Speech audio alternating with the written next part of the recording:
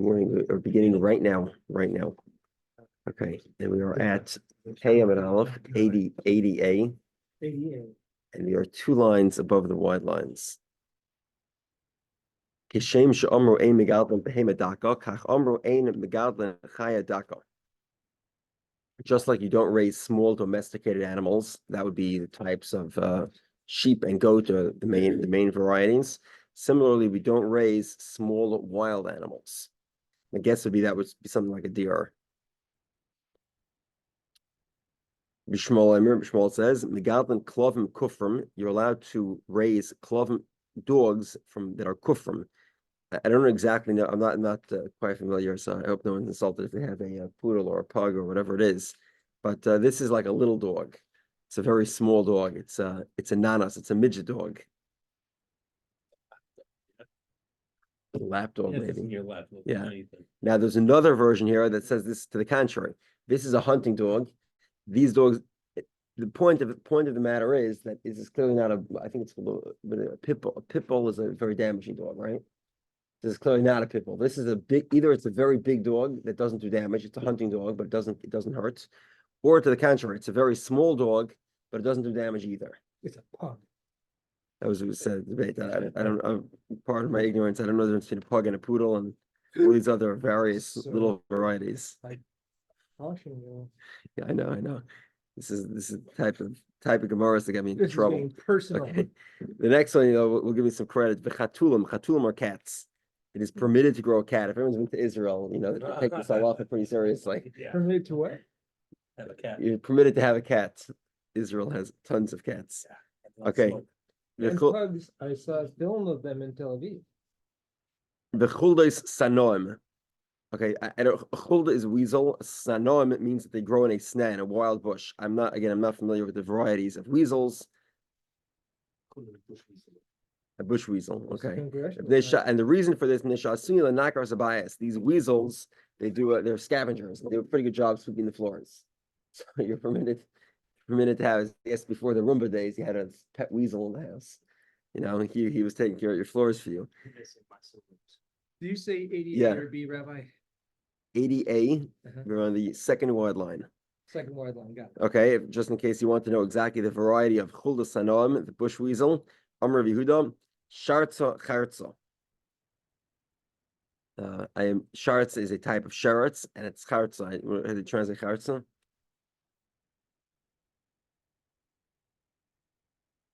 Digging animal. Digging animals. Okay, I guess the Digging animals. well. The ikdamri charza diktini shakya. The raya beni vardini. What is that? How do they translate that? Stinging. What was that? Stinging animal. Stinging animal. Okay. My shartzem dimitatoy shakya. Dimisate shakya. 1 second. My shartzem dimitatoy shakya. It's shartz is this digging animal. Okay. Amar Yehudah Marava. Sinu atzmeinu b'Bavel ke'eretz Yisrael b'hem adaka. In Bava, we adopted this rule to treat all of Bava like Eretz Yisrael with regard to behemadaka. Behemadaka, we said, is small domesticated animals. These small domesticated animals are forbidden because they necessarily require their pasture necessarily is going to result in thievery. The exception of large public areas where there's plenty of space for them to pasture. This we spoke about yesterday. Okay, 1 second. So Rav Ada Barava said to Rav Huna, Didach mai. So Rav Ada Barava says to Rav Huna, what's the story with your animals? Apparently Rav Huna had a flock of sheep and goats. So he says, Rav Huna's wife her name was Chayva. So he says, my wife is watching them to make sure they don't steal. So Rav Ada Barava had a very sharp response, which had unfortunate, unpleasant consequences. She says, he says to him, your wife, Chayva, she will bury her children. Kula Shanya Rav Ada Barava, as long as Rav Ada Barava was alive, Le'ikayim Zara Rav Huna Mechayva. Rav Huna's children from Chayva were not viable. They never reached maturity. Okay. Ekadamri, another version of this story. Amar Funa Amar Rav. Asinu Atzenim Bavel Eretz Yisrael Behemadaka Mechi Asa Rav Bavel. From the time that Rav came to Bavel, Bavel accepted this sort of stringency to be quite stringent with allowing Jews to raise sheep and goats. Rav Shmuel Ravasi Iklu Lebei Shavua Haben. So Rav and Shmuel and Ravasi, they went to Lebei Shavua Haben. What exactly is this? Bei Shavua Haben is the party that we make for a child when he's a week old. Today we call that a bris.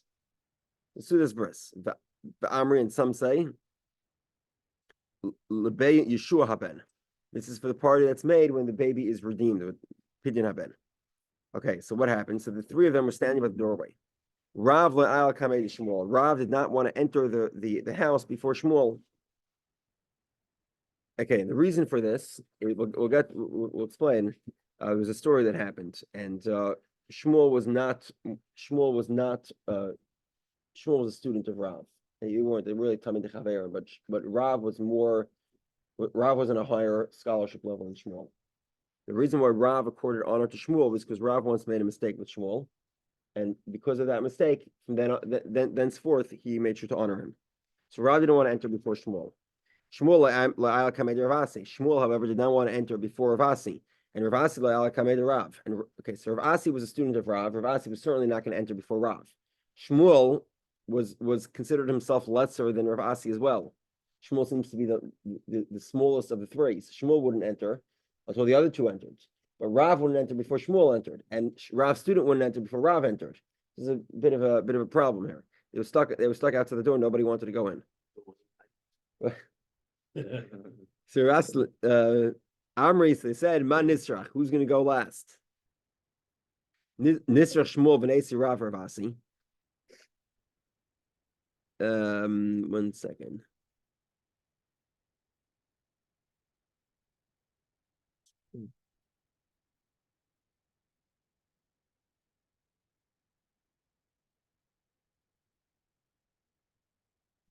So Nisrach Shmuel, we should put Shmuel last. V'nesi Rav Ravasi, and Rav Ravasi should go in. Or V'nitzrach, 1 second.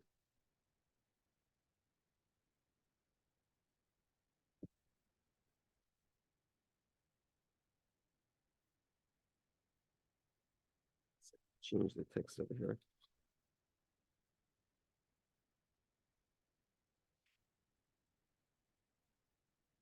Oh, was that or V'nitzrach Rav, or maybe Rav should be last. I Ravasi, or Ravasi should be last. So Gemara says Rav milsa ba'alma hu da'avad le Shmuel mishum ahu ma'is delatia adabre. Rav Shmuel was the smallest of the three, but Rav accorded him honor because of one story where he made a mistake and he cursed him for what he said. Adabri Rav Allah, so Rav made sure to always honor her. Okay. So they're waiting outside the door. Also shunra kati liyod dinuka. A shunra, a cat came along and it bit off the hand of the child. Nafik Rav Darash, Katul mutter lahargay v'asar l'kaymai. If a guy has a cat, you're allowed to kill the cat, and you're not allowed to own it. Ve'emim mishum gezel, there's no stealing if you kill a cat. Ve'emim mishum hashav aveda, and you don't have to, if you find a lost cat, you don't have to return it. Even better, you probably should kill it. So the Gemara says, now obviously this contradicts the Gemara we just saw. We'll get to it in a moment. But the Gemara has another question. If you're allowed to kill the cat, so why is the case that the Gemara needs to repeat itself and say that you can't keep the cat? So the Gemara says, I would think mutar lahargai isur leka, that you'd be allowed to kill it, but there would not be a prohibition to keep a cat in your house. Kamash Malon, that you're prohibited. Not only is it permitted to kill, but you're also prohibited to own one. Amri, the Gemara says, "V'kivin amrit ein b'mishum gezel, my niusu ein b'mishum hasher aveda." I have a question. I'm sorry. What does this have to do with them standing outside of the door, deciding who's coming in? That's nothing. It happens to be that they were standing outside the door, and then the cat bit off a child's hands. Okay, while they were waiting. It's just included to show that they were showing each other honor? Correct. Okay. I just want to be clear on that I'm not Making some yeah. greater message outside of this. Okay, the key in the Amrit Eimim Mishum Gezel, Mine Yusu Eimim Mishum Hosher Aveda. Okay, now if you're allowed to steal it, there's no problem stealing it. You're allowed to kill the cat. Then Mine Yusu Eimim Mishum Hosher Aveda L'Bailam. Then obviously, you don't have to return it to its owner. You can kill the animal. You can you're not allowed to own it. There's no problem with stealing it. Then obviously you don't have to return it. So the Gemara says, Omer Ravina Lo Oirei, the skin. Meaning that if you kill the animal, you don't even have to return the skin to the original owner. Meisir Shimon Elazar, Meisve, the Gemara has a question. Shimon Elazar, I remember Gadlin Kfarim Kufrim Vechatulin Vekufim Mechulis Nom. 5 minutes ago, I just told you that you're allowed to have the cats. So what happened? All of a sudden, Rav is basically banning all cats. Not only that, he's signing all the death warrants. Kill the cat. What happened to the Gemara before that just said you're allowed to own a cat? So the Gemara says, because these animals, they clean up the house for you. So the Gemara says, depends if the cat is black or if it's white. And no expert in cats, but apparently the black cats are much more peaceful. The white cats are much more violent. So the Gemara says, the story of Rav, the cat that bit off the child's hand, it was a black cat. And so clearly black cats aren't so peaceful. Right? Black cats are just as violent as white cats. The Gemara says, no. It's true, Hasam Ochma, but Barach it was a black cat, the son of a white cat. So that's how it got those dangerous genes of the white cat that made it very violent. So Gemara says, Ravina. This was a question that Ravina asked. The boy Ravina, Ochma Bar Chivra Mahu. Ravina had it as an open question. What is the story with a black cat, the son of a white cat? Is it violent like its father, a white cat? Or because it's black, do we say it's peaceful? So Gemara says, no. Ravina's question was not about a black cat, the son of a white cat. That, a black, the son of a white, is just as violent as its father. Presumably its mother, right? Because probably the white cat was its mother. We don't know who the father was. We never know who the father is. There's an Abbott and there's Abbott and Costello routine in this somewhere. Yeah. Okay. So the black cat, the son of a white cat, that one is violent like its mother. It's white. It's considered white and it's violent. The question that Ravina had is, a black cat, the son of a white cat, that itself is the son of a black cat. It was a black cat that was a child of two white cat mothers. Okay, now it's interesting as a side note, in this part of the Siyum, we often talk about the children of Rav Papa. It's not now we talk about some of the children get more commonly mentioned, but this Gemara I think includes almost all of them. Rav Acha bar Papa, Mishum de Rav Abba bar Papa. Rav Acha bar Papa says in the name of Rav Abba bar Papa, who said in the name of Mishum Rav Oda bar Papa. The Amrila, and some say it was different children. The Amrila Amr of Abba bar Papa, Mishum Rav Chia bar Papa, Mishum Rav Acha bar Papa. The Amrila, yet there's a third version that says it was Amr of Abba bar Papa, Mishum Rav Rabbi Acha bar Papa, Mishum Rav Chanina bar Papa. The only one missing from here is Rafram. Okay. Masriyan al Achichoch b'Shabbos. 1 second. Okay, if there is a certain disease, a sort of blisters that are going around, we make that we blow the shofar to warn everybody and to declare a fast day when this type of disease runs around town. V'delas hanan elas, a door that shuts. Loib mehera tiftach. This door is metaphorical. It means the window of opportunity. In English, it's the door of opportunity. Once it closes, loib mehera tiftach, it doesn't open very quickly again. If somebody purchases a house in Israel, kaisen olav einay afilu b'Shabbos.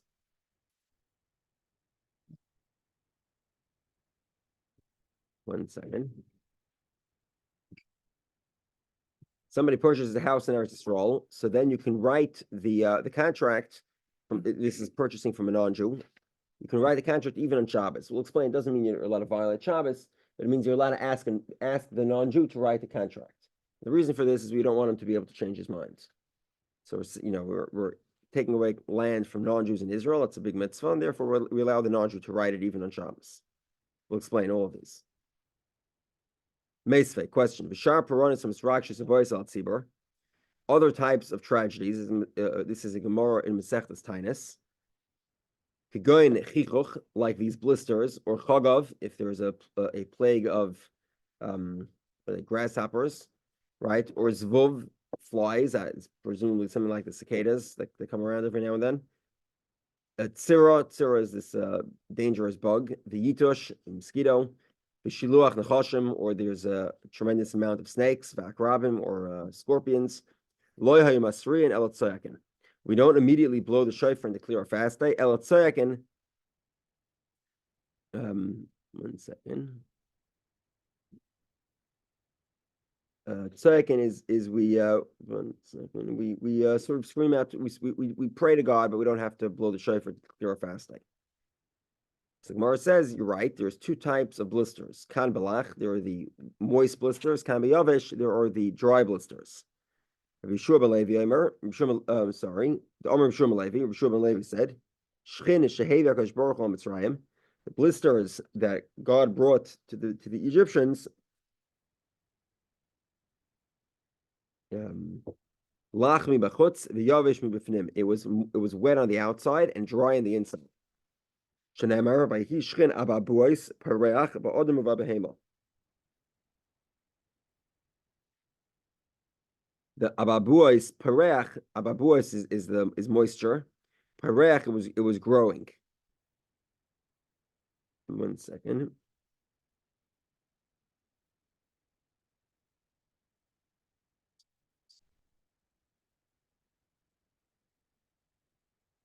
Yeah.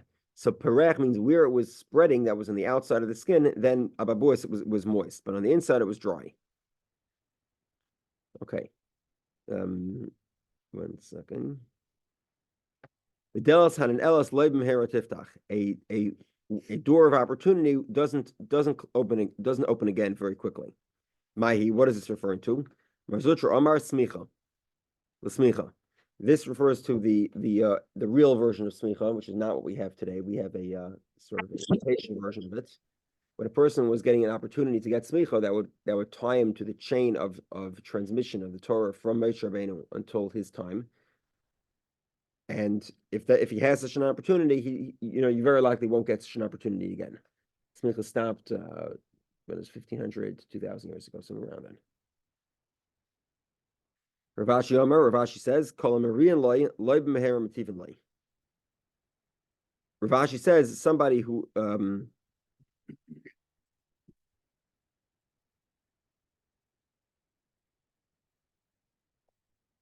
if somebody has bad things that happen to him, it doesn't quickly turn around to be good things. Ravachami Difti says, forever they don't do good things to him. Once these bad things happen to him, nothing good ever happens. And the Gemara says, it's not the case. Ravachami Difti was talking about his own personal experience. He had a very unfortunate experience, and it never got any better for him. But it's not the case. The case is that it takes time, but things could turn around.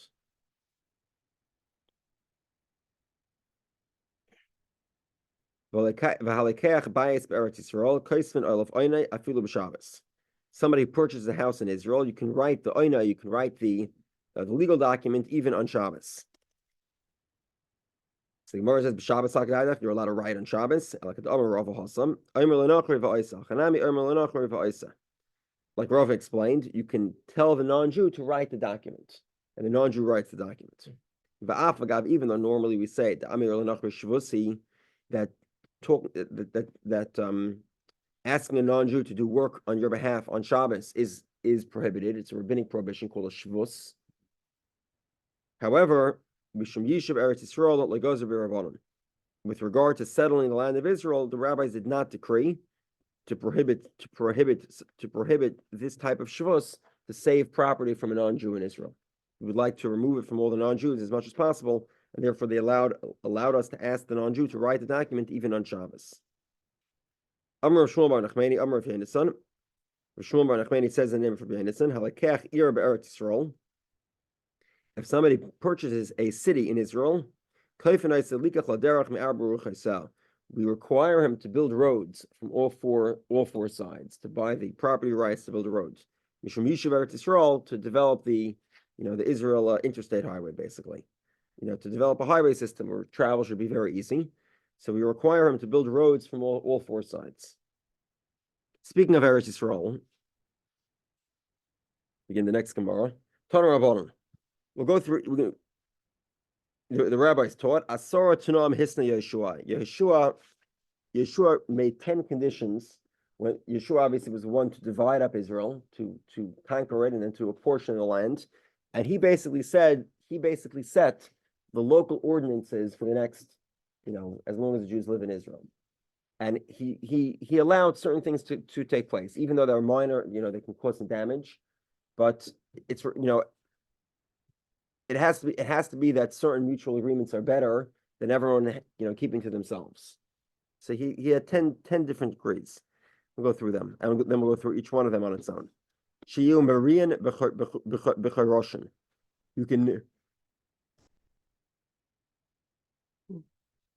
You can set out your animals to pasture in the forests, and this includes a behemadaka, herds of sheep and goats. Umalaktin eitzim b'sadesem. One is allowed to pick up branches from other people's fields. We'll explain all of these. Umalaktin asavim b'chol makom.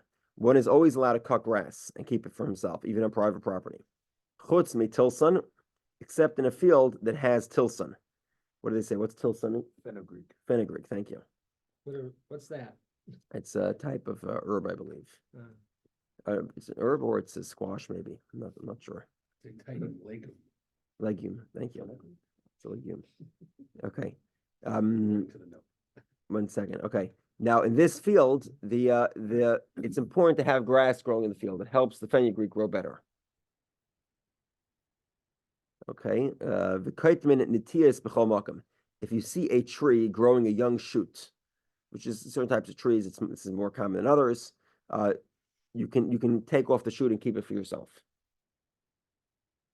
And presumably the reason here is because the guy who has a tree is going to cut his shoots anyway. He doesn't want the shoots, except chutz migrufius shalzayas for the okay. Basically, if a guy cuts down a olive tree for firewood, he leaves behind a certain amount of growth.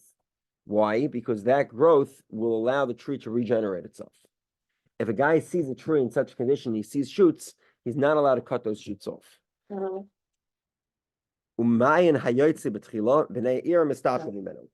you have a spring, then the people of the city are allowed to benefit from that spring. One is allowed to catch fish in the Sea of Galilee, in the Kinneret. 1 second. Yeah, over here it's called Yama Shel Tveria. Well, the interesting point here is that Yama Shel Tveria was all in the portion of Zvulun. So you'd think that if Zvulun owns he owns all the area around it, he should be the only one with the exclusive fishing rights. Gemara is saying that Yeshua made a condition that you're allowed to fish the Sea of Tveria, and it's not the exclusive rights of the Shevet of Zvulun. Sorry, it's not Zvulun. It is. Hold on a second. Sorry, it's Naphtali. Sorry, Zvulun was on the other side. Zvulun had coastal property. It was Naphtali that had Naphtali had the portion of the Kinneret. Ulovad shal yifres kela v'yamid esasfina. You're allowed to set up any type of nets on the Kinneret, except for those nets that would slow the passage of ships. Ships probably mean like something like a small boat or something like that. B'nifnin la'achor hageder. One is always allowed to relieve themselves behind the fence, even though there's potential for the fence to get damaged by continuous use in that manner. It's still permitted. Even if the what do these translate as karkam? Saffron. Saffron is obviously a very expensive spice, and it can sort of not pleasant to have people relieving themselves next to such a field. It doesn't make a difference. He's still allowed that as a general principle. Okay, basically, once the harvest is completed, until the second rain. The second rain is a fixed date. I think it's the first week of the month of Cheshvan, somewhere around there. Is that scheduled or is that just actually 17th day of Cheshvan? So it doesn't. So it both. It actually the second rain happens when it happens. Yeah. But from the 17th day of Cheshvan, it's prohibited regardless. So if it hadn't happened by that point. Correct. Also prohibited. And the key idea here is that until that point, the rain is sort of coming. In other words, when the field is empty, there's nothing in the field, and the seeds are not growing yet. It doesn't hurt if people walk through the fields. Once, however, the stuff starts growing, the shoots start coming out, then it's prohibited because you'll be damaging the field. So Yeshua set a firm rule. What is it? It's from when the field is cut, it's empty, until the 17th day of Cheshvan. Okay. If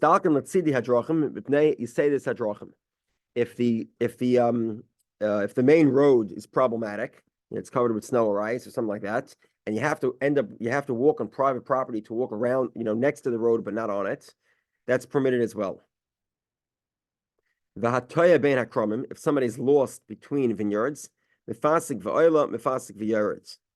allowed to move aside the branches of the vineyard to be able to see where he is and figure out, find his way. Okay, and if a person dies suddenly somewhere, he's buried wherever he dies, regardless of that property that he died on private property. The guy doesn't want to have a gravesite in the middle of his property. It doesn't make a difference. The dead person acquires the property in which he passes away in. Okay, just hang on for a second.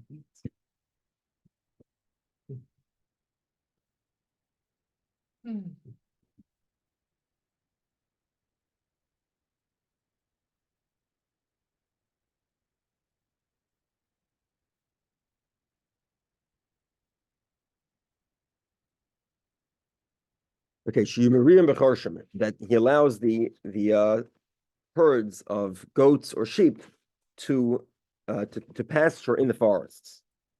Amar Papa says, Lo Amar, and this is only true, Eladaka Begasa. If you have small animals, that would be sheep and goats, Begasa in a very large forest. There's plenty of pasture to go around. Avaldaka bedaka, but if you have a herd, in other words, small animals, a herd of sheep or goats, in bedaka in a small forest, or vigasa begasa, or you have large animals, that'd be work animals, horses or cows, even in a large forest, that's prohibited. And certainly large animals like a cow or a horse, bedaka in a small forest, that is also prohibited. Next Gemara. You're allowed to anyone is allowed to take wood from anyone's field. Obviously, there's some conditions. How does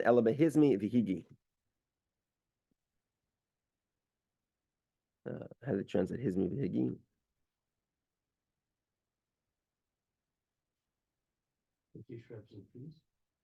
Yeah, that makes sense. It's small shrubs and trees. I'll sharate some loy, but other type of wood that's more. These are the trees that are like weed trees. They're not quite beneficial. Nobody wants them. It's like now, you see all the trees falling down, and you can take whatever wood you want. Come with a chainsaw. People will be very happy if you take their stuff. I'll sharate some loy, but if you have proper timber forests people own, you can't do that. You can't harvest their timber for them. And even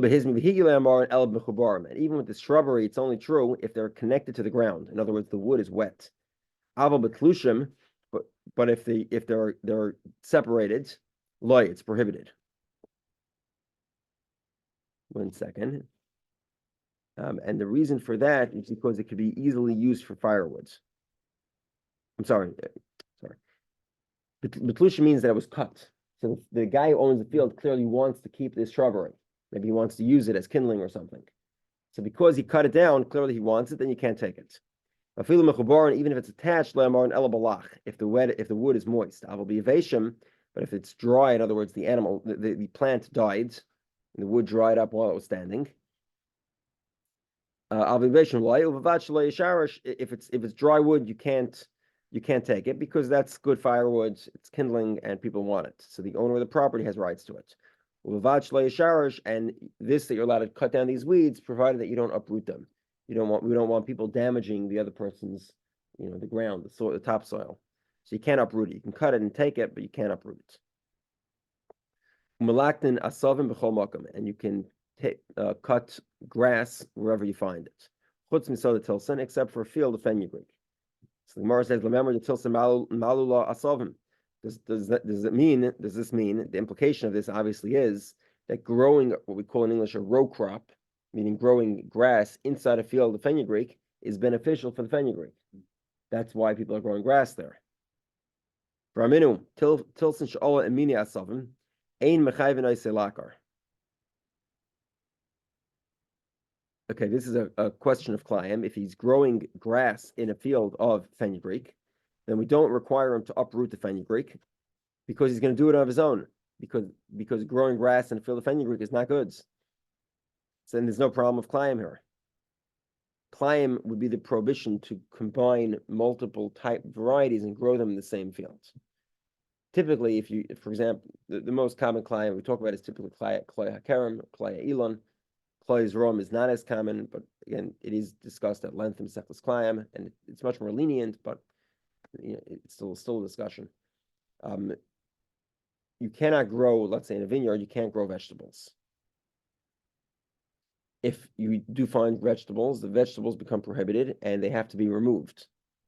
So in other words, even if they're in the same field, but they're separated, completely separate from each other, that's still So falls when within you prohibition. so I would say that depending on how you define the term completely separated, it might be permitted. 10 feet, cleared line of demarcation. So so clear line of demarcation typically always qualifies. Mhm. I mean, there's exceptions, but typically it's much more where they're combined, such that you can confuse them, Into each other, growing or even if against they're each right other. next to each other. I see. But there's no without separation, or if they're interspersed, then certainly be prohibited. This is basically Mesechus Klayim. Mesechus Klayim tells you how you can grow. What? Isn't that whole section Erevin also deals with it. It's there is a large section Erevin that deals with it. We had another Masech also recently. I can't remember which one it was. Yeah, but I think Erevin's the other big one. I mean, there's a lot of times. Yeah. And generally speaking, the rules of Klai Rom, which is these fenugreek would be in that category, is the most lenient. You can plant a garden with multiple varieties in a very tight space if you follow the instructions of how to do it. Regardless, it is still possible to have Klayim with Zrom, with these herbs and legumes. This pertains in Chutz La'aretz as well, or just in Eretz Yisrael? Both. Both. So home gardeners, beware. Think about what you're doing. So you have to now. Home gardening, I said, is the most lenient category. Mhm. But yeah, you should be careful what you're doing. You have to, yeah. The laws are not very complicated. They're not very difficult to keep because we generally space our home garden varieties far enough that it's not going to be much of a problem. Mhm. So it might be why if you are planting multiple varieties, it might be wise to ask a rabbi for the exact guidance. Okay, 1 second. Okay, so clearly here we see that grass and fenugreek don't do well together, such that even if they're growing together, the court doesn't need to tell you to uproot it because you can do it on your own. So Amar Rav Yirmiyah loy kasha, kan lazera, kan lazirin. Depends why you're growing the grass. 1 second.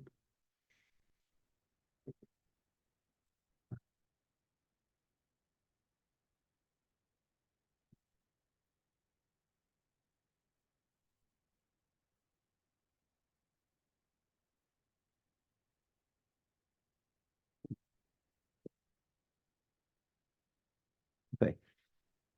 Depends why you're growing the fenugreek. If you're growing the fenugreek because you want the seeds to plant more fenugreek, or because you want the leaves of the fenugreek.